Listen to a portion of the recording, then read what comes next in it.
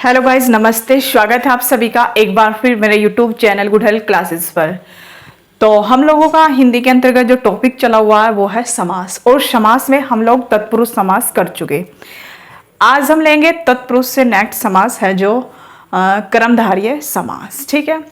अब कर्मधारय समास के बारे में कुछ बताने से पहले या फिर परिभाषा बताने से पहले मैं आप लोगों को थोड़ा सा इसके बारे में बता रही हूँ। भाई देखिए, क्रमधारय यानी कि जो क्रम का निर्धारण करे। ठीक, इसमें हम कह सकते हैं कि जब कर्मधारय समास होता है वहां विशेषण और विशेष्य का संबंध होता है, यानी कि किसी की विशेषता बताई जाती है और जिसकी विशेषता बताई जाती है वो होता है विशेष्य। विशेष्य की जो विशेषता बताई जाती है वो होता है विशेषण। ठीक, और दूसरे तरीके से हम लोग ये भी कह सकते हैं कि क्रमधारय समास जब होता है जहां उपमेय और उपमान दोनों होते हैं, यानी कि एक की तुलना की जाती है और जिससे की जाती है। ठीक है ना, उपमान और उपमेय। ठीक, चलिए तो अब हम बिना किसी देरी के हम इसको अच्छे से करते हैं। सबसे पहले तो बस आपको माइंड में यही रखना है कि जहां पे भी विशेषण और विशेष्य की बात आती है वहां हमारा क्या होता है, वहां हमारा क्रमधारय समास होता है। या फिर जहां उपमेय और उपमान होता है वहां भी क्रमधारय समास होता है। अगर हम बात करें उपमान की, उपमान क्या होता है? जिससे तुलना की जाती है वो उपमान होता है और जिसकी तुलना की जाती है वो उपमेय होता है। ठीक है, चलिए तो हम सबसे पहले लिखते हैं आज हमारा जो समास है वो है क्रमधारय समास। चलिए भाई, आज हम लोग क्रमधारय समास को पूरा समझेंगे।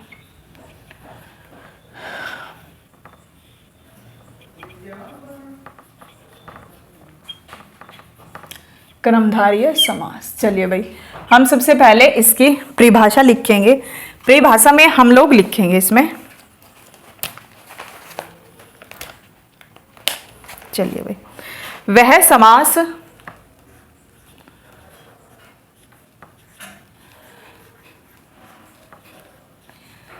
समास, ठीक है, जिसके दोनों पदों में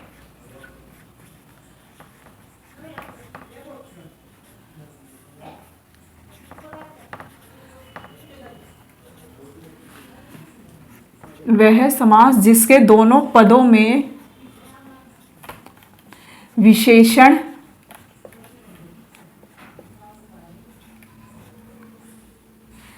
विशेष्य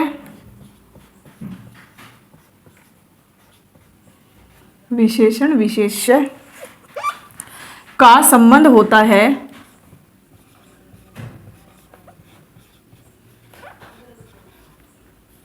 विशेषण विशेष्य का संबंध होता है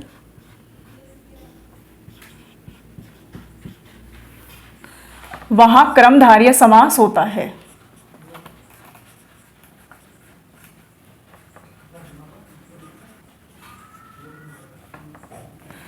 वहां क्रमधारय समास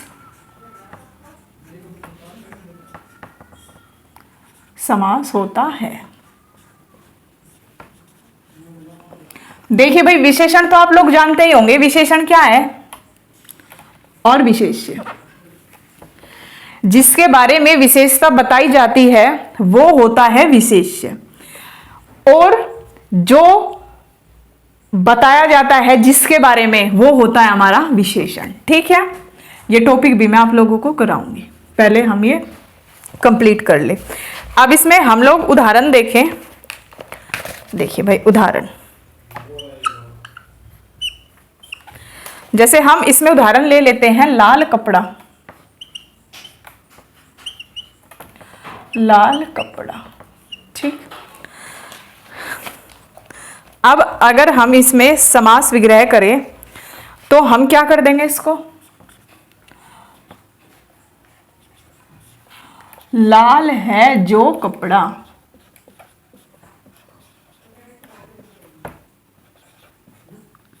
लाल है जो कपड़ा। अब इसमें जो ये लाल है ये क्या है? ये है विशेषण। लाल क्या है? कौन है? लाल है कपड़ा। तो ये हुआ हमारा विशेष्य। जिसके बारे में बताया जाता है वो होता है विशेष्य, और जो बताया जाता है वो होता है विशेषण। ठीक है, जिसके बारे में जो विशेषता बताई जाती है वो होता है विशेष, जिसके बारे में जो विशेषता बताई जाए, विशेषता हुई विशेषण, और जिसके बारे में बताई गई वो विशेषता वो हुआ विशेष्य। ठीक है, चलिए अब जैसे हम ले ले इसमें पीत सागर। पीत सागर, अब इसमें अगर हम इसका समास विग्रह करें, पीला है जो सागर, पीला है जो सागर। अब देखो ये सागर है, सागर हुआ विशेष्य। किसके बारे में बताया जा रहा है? सागर के बारे में। क्या विशेषता बताई गई? पीला, तो पीला हुआ इसमें विशेषण, और जिसके बारे में बताया गया वो हुआ विशेष्य। इस तरीके से। ठीक है, एक और ले लो, जैसे बोल दे नराधम।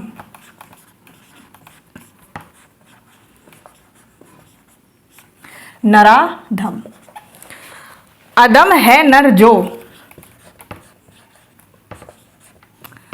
अदम है नर जो। ठीक, इसमें विशेषण और ये हुआ नर, हुआ इसमें विशेष्य। और एक चीज और ध्यान रखनी है भाई, जो हमारा विशेष्य बनता है ना, जो विशेष्य होता है वो हमेशा संज्ञा भी होता है। ठीक है, याद रखेंगे, कर्मधारय समास में जो हमारा विशेष्य बनता है वो संज्ञा भी होता है। ठीक है, चलिए ये थी परिभाषा 1 किसकी? कर्मधारय समास की। अब हम लेंगे इसकी परिभाषा नंबर 2। इसको रब कर दे रही हूं। ठीक है, चलिए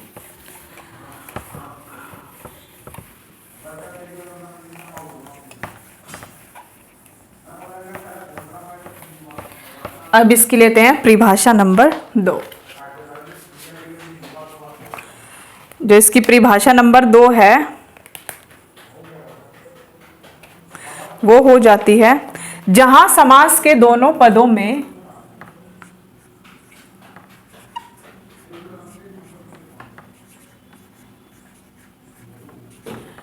जहां समास के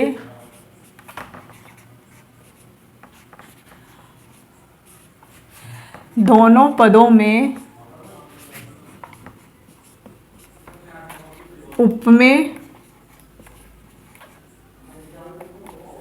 उपमेय उपमान का संबंध होता है।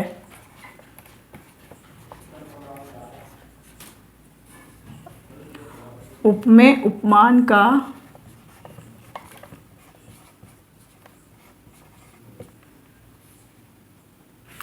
उपमेय उपमान का संबंध होता है,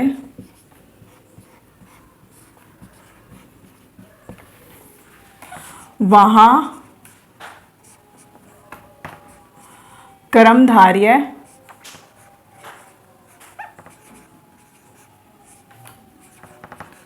समास होता है।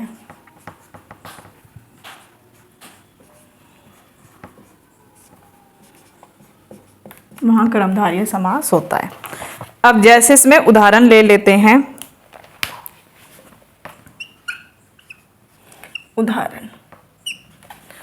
उदाहरण लेंगे हम लोग इसमें चंद्रमुखी।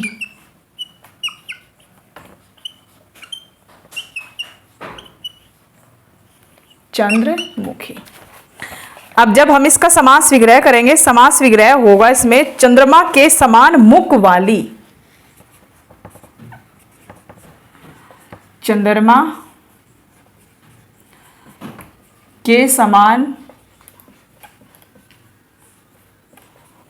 समान मुख वाली।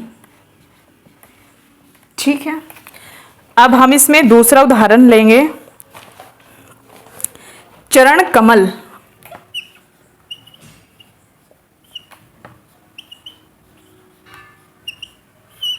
चरण कमल, इसमें लिखेंगे हम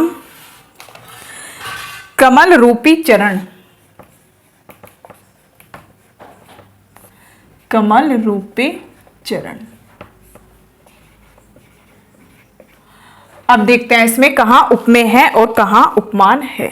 ठीक, देखिए चंद्रमा, चंद्रमा क्या हुआ? उपमान। अब यहां देखिए मुख उपमेय। ठीक, अब यहां ले हम कमल, कमल हुआ उपमेय, चरण हुआ उपमान। अब आप कहोगे कि कहीं तो पहले उपमेय है और कहीं पहले उपमान है, तो सबसे पहले तो आप ये उपमेय और उपमान ही समझ लो क्या है। भाई देखिए जो उपमान है ना, उपमान होता है जिससे तुलना की जाती है। उपमान, ये भी लिख लो उपमान। उपमान होता है जिससे तुलना, जिससे तुलना की जाती है। उपमान क्या है? उपमान है जिससे तुलना की जाती है, और उपमेय होता है जिसकी तुलना की जाती है। याद रखेंगे। अब देखिए चंद्रमा के समान मुख वाली, तो मुख की तुलना की गई, मुख की तुलना किससे की गई? चंद्रमा से की गई। कमल रूपी चरण, अब चरण की जो चरण है, चरण की तुलना की गई किससे? कमल से की गई। आया समझ में? जिससे तुलना की जाती है वो तो होता है हमारा क्या? उपमान। जिसकी तुलना की जाती है वो होता है उपमेय। ठीक है, चलिए अब आप लोग ये समझिए कि कहां तो के समान आता है और कहां रूपी आता है। चलिए अब हम लिखते हैं, नोट करके लिखिएगा आप लोग। चलिए भाई,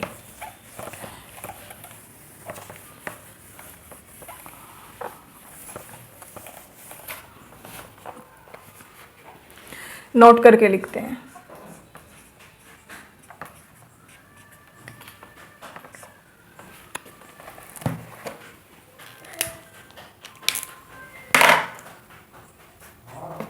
नोट करके लिखते हैं। चलिए भाई, इसमें लिखेंगे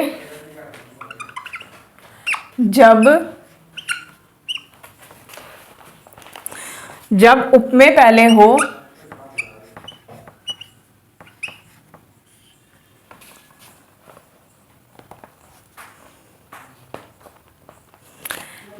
जब उपमेय पहले हो,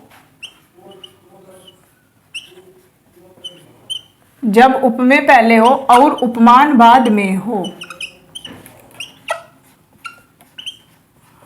और उपमान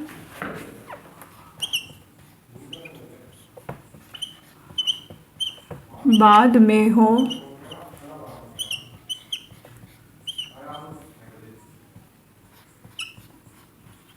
वहां प्राय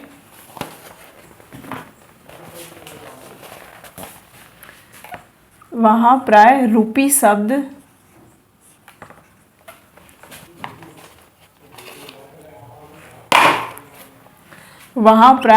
शब्द का प्रयोग होता है।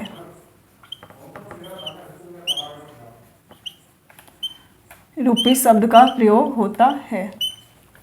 अब लिखेंगे आगे नंबर 2, जब उपमान पहले हो,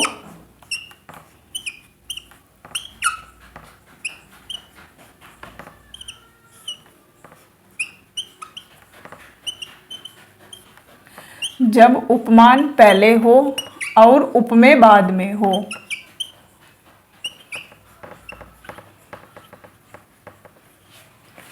और उपमेय बाद में हो,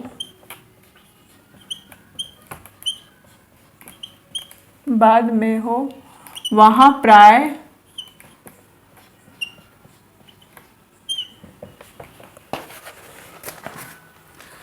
प्राय समान शब्द का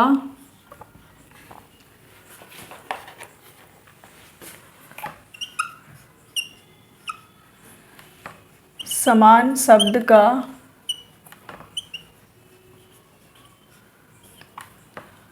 प्रयोग होता है।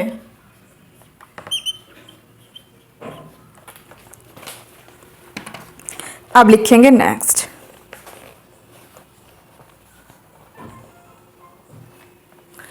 नेक्स्ट लिखेंगे प्रथमा विभक्ति से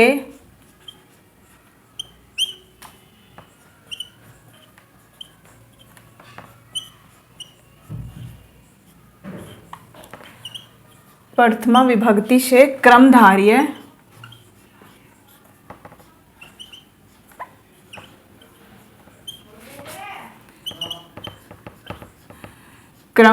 समास बनता है। वो बताया था ना मैंने आप लोगों को तत्पुरुष में कि प्रथमा विभक्ति और अष्टमा विभक्ति को छोड़कर बाकी सभी विभक्ति कहाँ आती है? तत्पुरुष समास में आती है। और जो प्रथमा विभक्ति होती है वो हमारी क्रमधार्य समास में आती है। प्रथमा विभक्ति से क्रमधार्य समास बनता है। ठीक है, नेक्स्ट पॉइंट लिखेंगे इसमें, कई बार सामासिक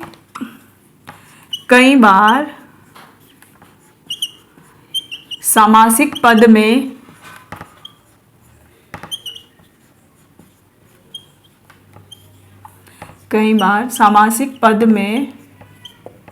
क्रमधार्य समास होते हुए भी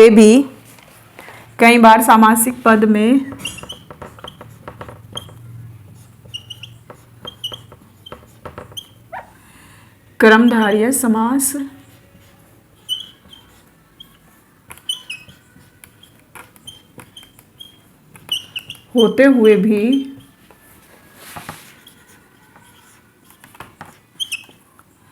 होते हुए भी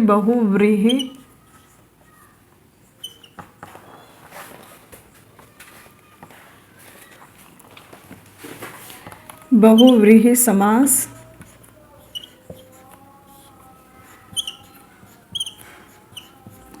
बनता है। देखिए भाई, अब इन पॉइंट को पढ़िए आप लोग, क्या क्या है ये। फर्स्ट पॉइंट है हमारा, जब उपमेय पहले और उपमान बाद में हो वहां क्या आता है? वहां प्राय हमारा रूपी शब्द आता है। ठीक है।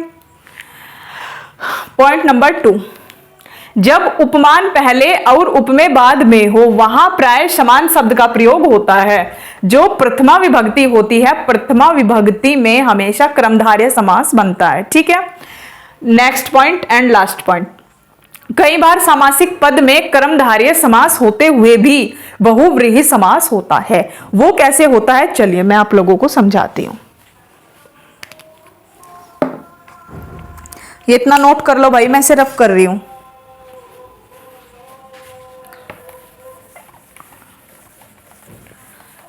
चलिए हम ये पॉइंट देखते हैं कि कई बार सामासिक पद में क्रमधार्य समास होते हुए भी बहुव्रीहि समास बनता है। वो कैसे? चलिए भाई, इसमें हम लोग उदाहरण लेते हैं।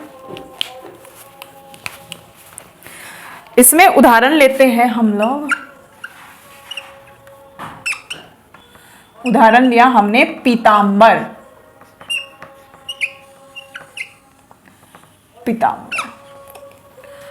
अब हम इसका सामासिक विग्रह करें तो कैसे होगा? पीत है जो अंबर,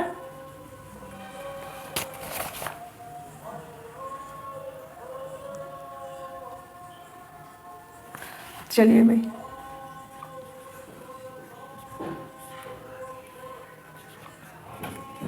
पीत है जो अंबर। अब भाई जैसे मैंने आप लोगों को बताया था कि विशेषण और विशेष्य होता है, तो अंबर क्या है? इसमें अंबर है विशेष्य, ये संज्ञा भी है अंबर, और पीत क्या हुआ? इसमें पीत हुआ विशेषण। इस तरीके से तो ये क्या होना चाहिए? इस तरीके से तो ये क्रमधार्य समास होना चाहिए। क्रमधार्य समास, ठीक है, ये होगा ना क्रमधार्य समास। ठीक है। अब अगर हम इसका सही सामासिक विग्रह करें, इसकी व्याख्या करें, वो होगा पीत है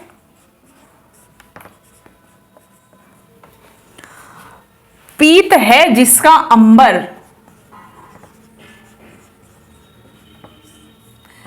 पीत है जिसका अंबर, अर्थात श्री कृष्ण जी, अर्थात श्री कृष्ण जी। इस तरीके से इसमें कोई तीसरा पद प्रधान हो जाए श्री कृष्ण जी, वहां क्या हो जाता है, वहां हो जाता है बहुव्रीहि समास।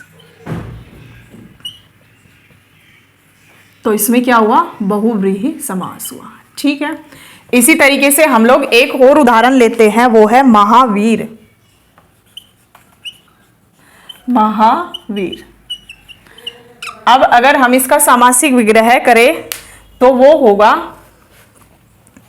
महान है जो वीर,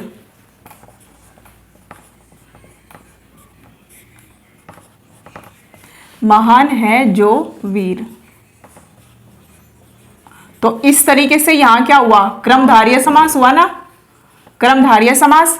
लेकिन इसका सही सामासिक विग्रह करें तो होगा वह वीर जो महान है, वह वीर जो,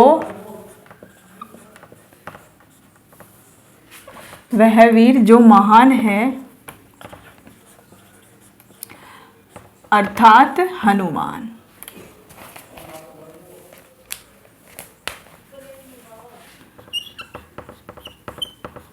अर्थात हनुमान। तो क्या हुआ, ये हुआ बहुव्रीहि समास इस तरीके से। ठीक है, देखिए भाई, जहां हमारा विशेषण और विशेष्य होता है वहां तो हमारा क्रमधारय समास होता ही है। लेकिन कई बार ऐसा होता है कि विशेषण और विशेष्य होते हुए भी इन दोनों को प्रधानता न मिलकर किसी तीसरे को प्रधानता मिल जाती है, तो वहां हमारा क्या होगा, वहां हमारा बहुव्रीहि समास होगा। अब इसके बारे में भी हम लोग नोट करके लिखेंगे कि हम कैसे पहचाने कि इसमें हम बहुव्रीहि समास ही लिखेंगे, क्रमधारय नहीं लिखेंगे। ठीक है, तो आप लोग नोट कीजिए इस चीज को भी। तो इसमें भी आप लोग नोट करिए और नोट में पॉइंट बनाइए। चलिए,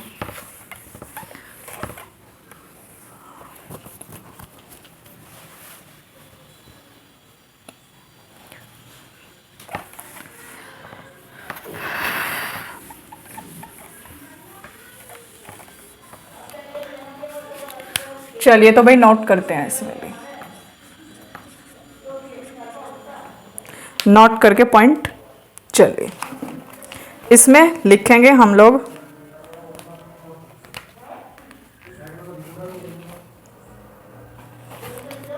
क्रमधारय समास का पॉइंट नंबर 1,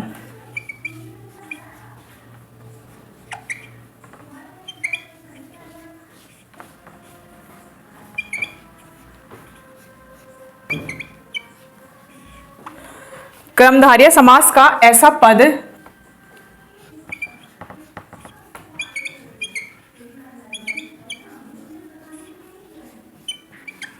क्रमधारय समास का ऐसा पद जो किसी देवी देवता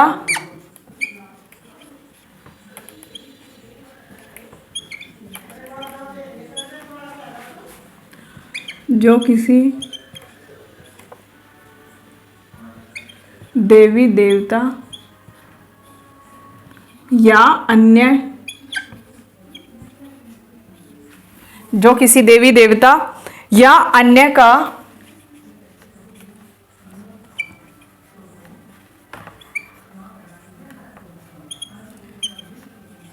पर्यायवाची होता है, अन्य का पर्यायवाची होता है, उसमें क्रमधारय समास न होकर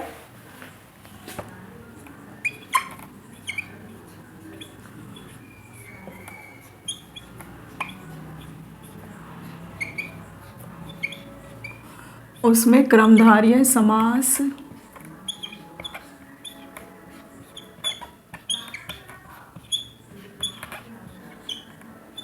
क्रमधारय समास न होकर बहुव्रीहि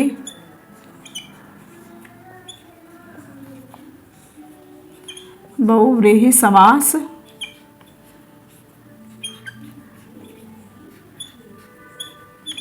होता है। ठीक है, नेक्स्ट पॉइंट, चलिए भाई नेक्स्ट पॉइंट लिखते हैं। नेक्स्ट पॉइंट में लिखेंगे जब कर्मधारय समास के पद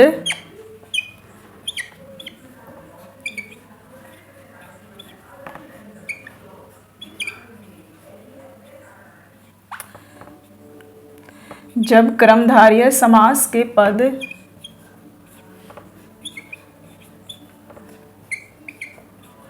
जब कर्मधारय समास के पद वाक्य में प्रयुक्त हो,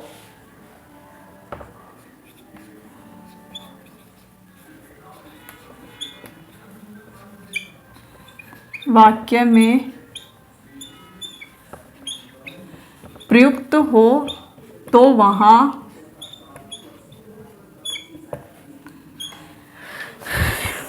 प्रयुक्त हो तो वहां जैसा भाव निकले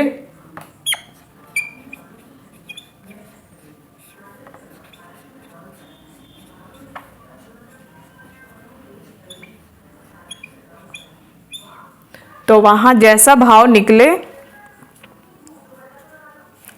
वैसा ही उत्तर होता है।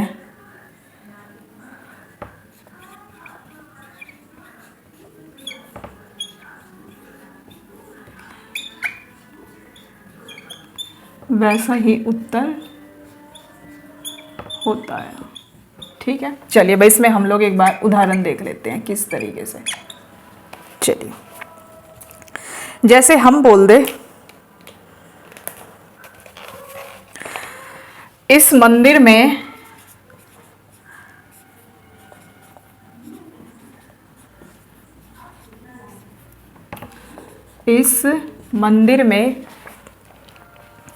सब पीतांबर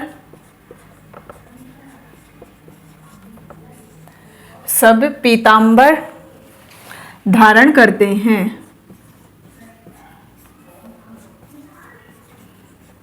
पीतांबर धारण करते हैं। ठीक है, अब देखिए इसमें समझने की बात है, पीतांबर का मतलब क्या हुआ? पीला वस्त्र। पीला वस्त्र। अब भाई जो ये पीतांबर है ये वाक्य में प्रयोग होके आया है। जब हमारा ये वाक्य में प्रयोग होके आते हैं ऐसे शब्द तो वहां क्या होता है? वहां होता है कर्मधारय समास। देखिए जैसे इसने वाक्य में प्रयोग किया, इस मंदिर में सब पीतांबर धारण करते हैं, इसमें अंडरलाइन करके दे दिया पीतांबर। बताओ कि कौन सा समास है? वहां आप लोगों को कर्मधारय समास भी मिलेगा, बहुव्रीहि समास भी मिलेगा, दोनों समास मिलेंगे। लेकिन आप इसे कैसे पहचानोगे? भाई इसमें ये साफ साफ बोल रहा है कि इस मंदिर में सभी पीले वस्त्र धारण करते हैं। पीतांबर का मतलब क्या होता है? पीले वस्त्र होते हैं ना, तो इसलिए इसमें साफ साफ बोला जा रहा है, साफ साफ भाव निकल रहा है कि इस मंदिर में सब पीले वस्त्र धारण करते हैं। तो इसलिए ये हमारा क्या हुआ? कर्मधारय समास हुआ। लेकिन अगर ये वाक्य में प्रयोग न होकर पीतांबर आता, पीला है जिसका अंबर अर्थात श्री कृष्ण जी, फिर होता हमारा बहुव्रीहि समास। लेकिन वाक्य में प्रयोग हुआ है तो यहां लेंगे कर्मधारय समास। इस चीज को हमेशा ध्यान रखनी है। ठीक है, तो ये था हमारा कर्मधारय समास, जो कि मुझे नहीं लगता अब आप लोग इसमें गलती करोगे। ठीक है, तो आज हमारा कर्मधारय समास कंप्लीट हो गया। इससे जो नेक्स्ट वीडियो होगी हमारी वो भी समास पर ही चलेगी। अब तो अभी तो फिलहाल ठीक है, तो आज के लिए इतना ही। मिलते हैं नेक्स्ट वीडियो में, तब तक के लिए नमस्कार।